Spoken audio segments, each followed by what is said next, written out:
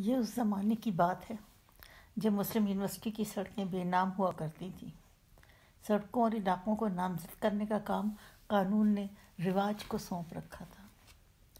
رواج کے مطابق گاڑی باندھ سواریاں جمع کرنے کے لیے ریلوے اسٹیشن پر جو ہانک مارتا وہی اس علاقے کا نام ٹھہر جاتا۔ بچپن میں جو آوازیں کان میں پڑیں ان کی روح سے ہمارا علاقہ تار والا بنگلہ کہلاتا تھا۔ یہاں اساتذہ کے بہت سے گھر بنے ہوئے تھے۔ بیچ میں ایک چھوٹا سا تکونا میدان تھا جہاں بچے سے پہر کو کھیلا کرتے تھے۔ میدان کے مشرقی جانب کبھی تار والا بنگلہ ہوا کرتا تھا، اسے گرے ہوئے مدت ہو چکی تھی، بس ایک حصے کی بنیادوں کے کھنڈر باقی تھے۔ زمین کی سطح سے کوئی 2-3 ردے اونچے ہوں گے۔ کھیل کے دوران ان کھنڈرات سے شہ نشین کا کام لیا جاتا۔ 20ویں صدی میں آنکھ کھولنے والی دوسری نسل کے بچوں کا ایک گروہ انہی کھنڈرات میں پل کر جوان ہوا۔ میں اس گروہ میں شامل تھا۔ ہمارے گروہ میں یہی کوئی 20-25 لڑکے تھے۔ وہ صبح سویرے تیار ہو کر اسکول کی راہ لیتے۔ چھوٹے بچے ظہور واٹ کرتے اور بڑے لڑکے منٹو سرکل کی پرشکوہ قلعہ نما عمارت کی طرف روانہ ہو جاتے۔ ہائی اسکول کی عمارت طلباء کے لیے ان کی کل کائنات تھی۔ جب ہم اس کے صدر دروازے سے اندر داخل ہوتے تو اپنے آپ کو بڑا پرسکون اور محفوظ محسوس کرتے۔ دنیا صدر دروازے کے باہر ٹھہر جاتی، اسے اندر آنے کی اجازت نہ تھی۔ مسلم یونیورسٹی علی گڑھ کے ثانوی مدرسے کی گنگورہ دار فصیل ہمیں اپنی پناہ میں لے لیتی۔ وہاں ہمیں بچپن اور لڑکپن کے بارے میں اچھی اچھی باتیں سننے کو ملتی۔ بچوں سے پتہ چلتا کہ خدا ابھی انسان سے مایوس نہیں ہوا۔ آج کا بچہ آنے والے کل کا والی اور والد ہوتا ہے۔ جب بچے جوان ہو جائیں تو اسے مستقبل کہتے ہیں، جب وہ بوڑھے ہو جائیں تو اسے ماضی کہتے ہیں۔ ایسی باتیں سن کر ہم خواہ اپنے آپ کو بڑا اہم سمجھنے لگے۔ یہ غلط فہمی بہت دیر پا ثابت نہ ہوئی۔ ایک دن ہم اسکول گئے تو پتہ چلا باہر کی دنیا ہمیں خاطر میں لائے بغیر راتوں رات نہ صرف ہمارے قلعے کے اندر داخل ہو گئی ہے بلکہ اس پر قبضہ بھی کر لیا ہے۔ وہ دنیا جو ہمارے خیالوں اور خوابوں نے وہاں بسا رکھی تھی وہ درہم برہم ہو گئی۔ ہمارا بچپن عالمی کساد بازاری کی نظر ہو گیا۔ لڑکپن سایہ تیر میں گزرا۔ دوسری جنگ عظیم کے ختم ہونے تک ہم لوگ نوجوانی کی سرحد پار کر چکے تھے۔ سرحد کے دوسری طرف خانہ جنگی نے ہمارا استقبال کیا۔ آزادی کی جد و جہد آخری مراحل میں داخل ہو چکی تھی۔ مسلمان بیک وقت 2 جنگوں میں الجھ گئے، ایک انگریزوں کے خلاف، دوسری اس جمہوریت کے خلاف جو برعظیم کے مسلمانوں کو ایک کم حیثیت اور بے اختیار اقلیت کے علاوہ اور کوئی درجہ دینے کے لیے تیار نہ تھی۔ دونوں محاذ جنگ جاں بازی اور فداکاری کا مطالبہ کرتے تھے۔ مسلمانوں نے بڑی قربانی دی، کچھ خوشی سے، کچھ لاچاری کے سبب۔ بین الاقوامی سیاست میں کمزور کو انصاف کب ملا ہے جو ہمیں ملتا۔ ہماری آنکھیں اب کھل چکی تھیں۔ ان چند برسوں میں ہم بہت کچھ دیکھ چکے تھے۔ عملی زندگی میں داخل ہونے کا وقت آن پہنچا تھا۔ تار والے بنگلے سے ملک خان بہادر مولوی سید زین العابدین کا گھر ہوا کرتا تھا۔ کچی اینٹوں کی عمارت، پھوس کی چھت، رقبہ 1 ایکڑ، آہنی خاردار تاروں کی احاطہ بندی۔ زمینداری فروخت کر کے جو کچھ ملا تھا وہ پہلے ہی کالج کو دے چکے تھے۔ سر سید سے دوستی نبھانے کے لیے علی گڑھ میں گھر بنوا لیا۔ سر سید بیمار ہوئے، چپ لگ گئی۔ دوست آتا اور سر سید کے پاس خاموش بیٹھا رہتا۔ سر سید کے مقبرے کی تعمیر شروع ہوئی۔ دوست آتا اور چھتری تان کے گرمی میں وہاں کھڑا رہتا۔ 7 سال کے بعد زین العابدین کا انتقال ہوا۔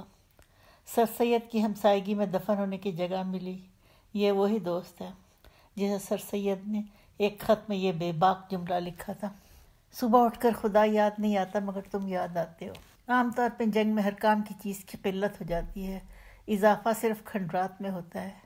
میرے لڑکپن کا تجربہ اس معاملے میں دوسروں سے ذرا مختلف ہے۔ میں نے دوسری جنگ عظیم کو ایک پائیدار کھنڈر کا صفایا کرتے دیکھا ہے جو میدان جنگ سے سینکڑوں میل دور واقع تھا۔ جنگ کے اثرات واقعی بڑے دور رس ہوتے ہیں۔ جنگ کو شروع ہوئے مشکل سے 1 سال ہوا ہوگا کہ چند نئے الفاظ ہماری زبان پر ایسے چڑھ گئے کہ ان کے بغیر کوئی بات مکمل نہیں ہوتی تھی۔ ان میں 2 لفظ بہت اہم تھے۔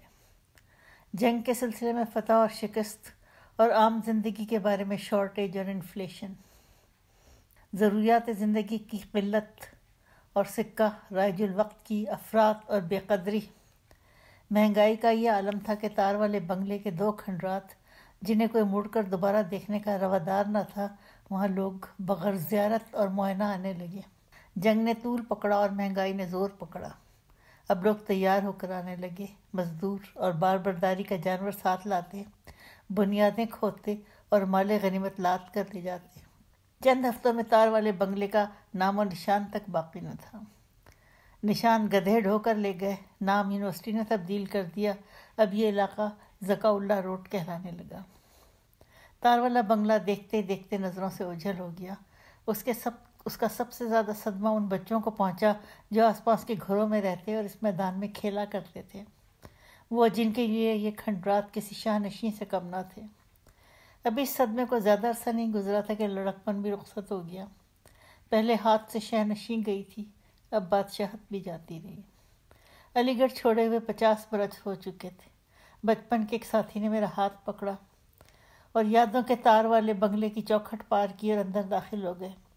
کہنے لگے یہ کیسی بے مثال جگہ ہے، جب اس کی یاد آتی ہے تو ہر طرف صرف علی گڑھ ہی علی گڑھ نظر آتا ہے، جیسے اس کے علاوہ جہان میں اور کچھ بھی نہ ہو۔ ماضی یکایک زندہ ہو جاتا ہے، حال دبے پاؤں نظروں سے اوجھل ہو جاتا ہے۔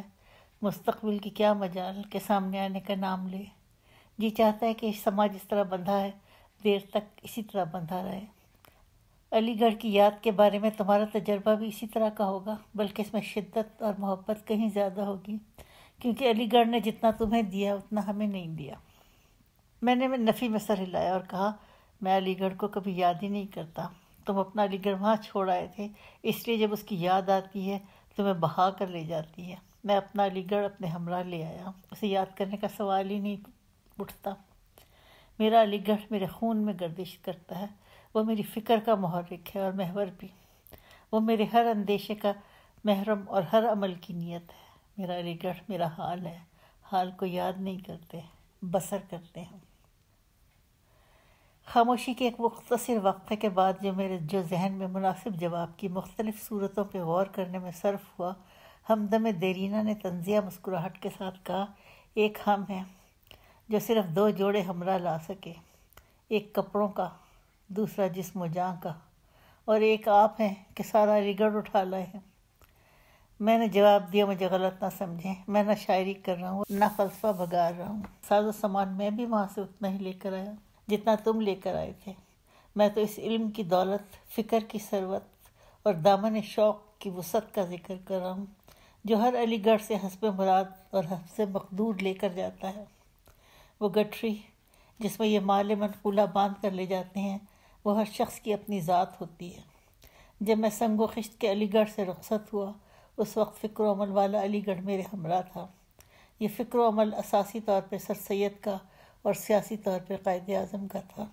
اس موقع پر ہم دونوں نے اتفاق کیا کہ نئی نسل کی خاطر جو یورپ اور امریکہ کے جغرافیے سے اچھی طرح روح شناس ہے، مگر وثوق سے یہ نہیں بتا سکتی کہ علی گڑھ بر عظیم کے نقشے میں کہاں واقع ہے، کیوں نہ اس یاد کو تازہ کریں کہ ہمارے والدین جو علی گڑھ میں روزگار کے سلسلے میں مقیم تھے، جب آزادی ملنے کے بعد وہاں سے رخصت ہوئے تو وہ تحریک سر سید کی خدمت گزاری سے پیدا ہونے والے سکون اور فخر کے احساس کے علاوہ اپنے ساتھ اور کیا کچھ لے کر آئے اور کس مشکل سے لے کر آئے۔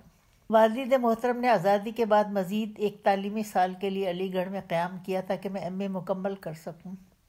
اس وقت تک ایک انوکھا قانون بن چکا تھا جس کی روح سے حکومت وقت کو ممکنہ فراری کا مال و متاع ضبط کرنے کا اختیار حاصل تھا۔ حکومت خود ہی طے کرتی کہ زید دل ہی دل میں کیا منصوبے بنا رہا ہے اور اس میں شہادت کی بنیاد پر ضبطی کا فیصلہ صادر کر دیتی۔ اس قانون کے تحت والد محترم کو 20 سال کے سرمایہ کفالت اور امپیریل بینک میں جمع کرائی ہوئی میعادی امانت کی رقم سے ہاتھ دھونا پڑا۔ وہ خالی ہاتھ پاکستان پہنچ گئے اور اللہ کا لاکھ لاکھ شکر ادا کیا۔ کئی سال تک دونوں ملکوں میں اثاثوں کی تقسیم کے بارے میں مذاکرات ہوتے رہے۔ کارروائی نامہ میں اساتذہ کے واجبات کا قضیہ بھی شامل تھا۔ ان مذاکرات کی خبریں پڑھ کر والد محترم ہنسا کرتے تھے، کہتے تھے اگر یہ رقم کبھی ملی تو اسی طرح ملے گی جیسے فردوسی کو شاہنامہ لکھنے کے انعام کا بقایا ملا تھا۔ شہر کے اس دروازے جس کا نام رود بار تھا 60,000 اشرفیوں سے لدے ہوئے اونٹ داخل ہو رہے تھے، اور دوسرے دروازے سے فردوسی کا جنازہ شہر سے باہر اس کے اپنے باغ میں دفن کرنے کے لیے لے جا رہے تھے۔ زندہ تھا تو سلطان نے حسب وعدہ صلہ نہ دیا، انتقال ہوا تو وائز شہر نے قبرستان میں جگہ دینے سے انکار کر دیا۔ انعام یہ رقم فردوسی کی اکلوتی لڑکی کی خدمت میں پیش کی گئی، نیک بخت نے لینے سے انکار کر دیا۔ بالآخر ان دھتکاری ہوئی بے مالک اشرفیوں سے شہر میں بے گھر مسافروں کے لیے کارواں سرائے تعمیر کی گئی۔ خدا خدا کر کے 12 برس کے انتظار کے بعد والد محترم کو ضبط شدہ رقم ملی۔ کس کمی اضافے کی جگہ 1/3 رقم ہندوستان میں زر کی قیمت میں تخفیف کی نظر ہو گئی۔ پاکستان میں صرف 2/3 موصول ہوئی، جہاں افراط زر کی وجہ سے اس کی قوت خرید میں بڑی کمی واقع ہوئی تھی۔ ناشکری کیسے، جیتے جی کچھ تو ملا۔ فردوسی سے یہ ہر حال میں بہتر ہے۔ ساتھی نے اپنے والد محترم کے علی گڑھ سے رخصت ہونے کا قصہ سنایا۔ وہ کیمبرج کے تعلیم یافتہ تھے۔ تار والا بنگلے کے علاقے میں ان کی کوٹھی سب سے بڑی تھی۔ وہ مہینوں علی گڑھ میں ٹھہرے رہے، مگر یونیورسٹی کا حساب دار یہ بتانے سے قاصر تھا کہ واجبات کی کل رقم کتنی ہے۔ نامکمل حساب کو مکمل کرنے کے لیے کوئی آمادہ نہ تھا۔ جب تک حساب نہ ہو اس وقت تک رقم کی ادائیگی ممکن نہ تھی۔ ان دنوں ڈاکٹر ذاکر حسین خان وائس چانسلر تھے۔ ایک بار ان کی غیر حاضری کے دوران کرنل محمد حیدر خان، جو گرلز کالج کی نامور پرنسپل ممتاز جہاں کے شوہر اور ہندوستان کے سابق سیکرٹری وزارت خارجہ سلمان خان کے والد، عارضی وائس چانسلر مقرر ہوئے۔ عام شہرت کے مطابق دبنگ، بے لحاظ، کٹھور، سیاست پر 3 حرف بھیجنے والے اور اپنی ذات میں مست رہنے والے تھے۔ انہوں نے میرے دوست کے والد کو بلایا، کہنے لگے، ڈاکٹر صاحب، ہم دونوں کبھی ایک دوسرے کے دوست نہیں رہے، اس کے باوجود میں آج آپ کو ایک دوستانہ مشورہ دیتا ہوں۔ اسے ماننا یا نہ ماننا آپ کا کام ہے۔ میں نے آپ کے واجبات والا کیس پڑھا ہے۔ مجھے یقین ہے کہ ڈاکٹر ذاکر حسین خان مسلط وقت کے تحت اسے منظور نہیں کریں گے۔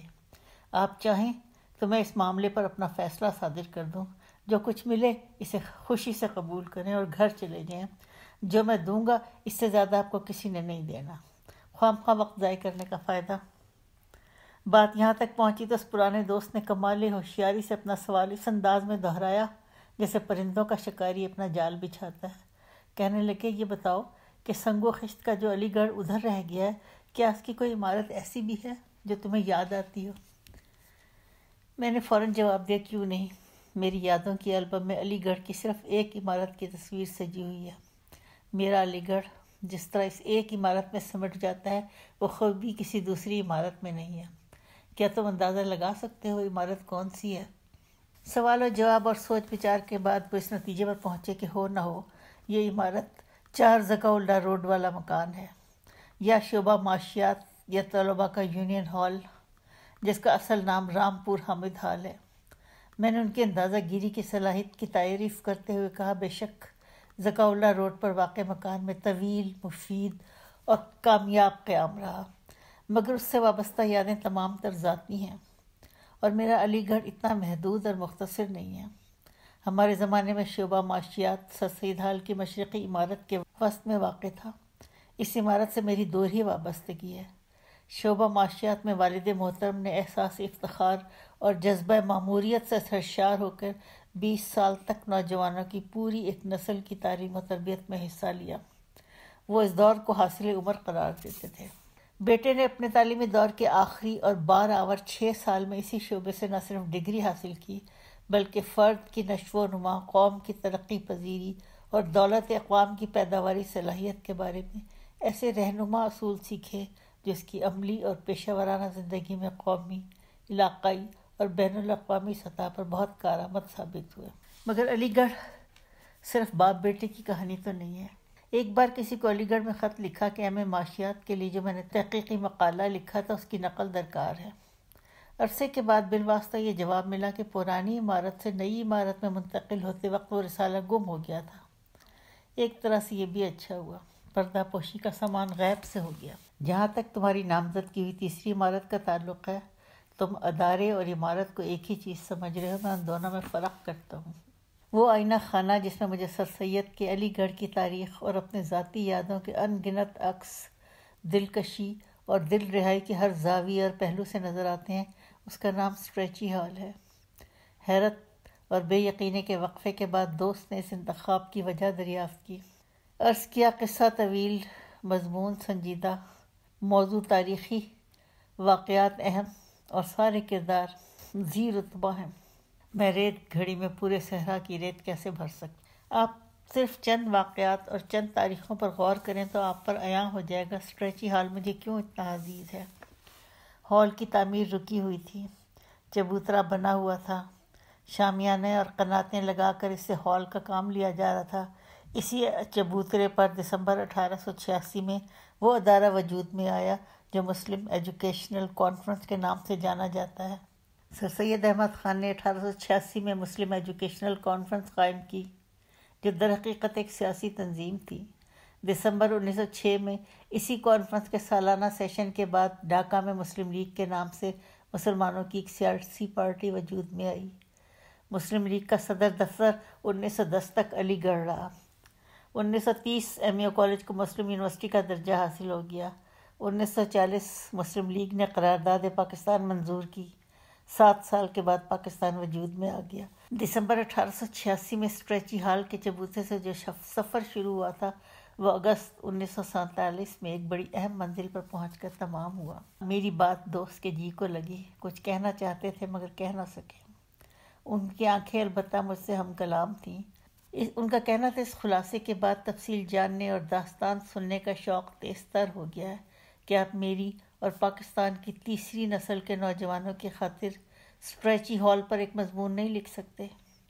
یہ مضمون آواز دوست کے مصنف پر 2 نسلوں کا قرض ہے، ایک وہ جو تحریک پاکستان کے معجزے کی عینی گواہ ہے، اور دوسری آج کل کے نوجوانوں کی نسل جو کئی وجوہات کی بنا پر اپنی تاریخ کے سنہرے دور سے کٹ کر رہ گئی ہے۔ میں کیسے انکار کرتا؟ میں نے حامی بھری اور پھنس گیا۔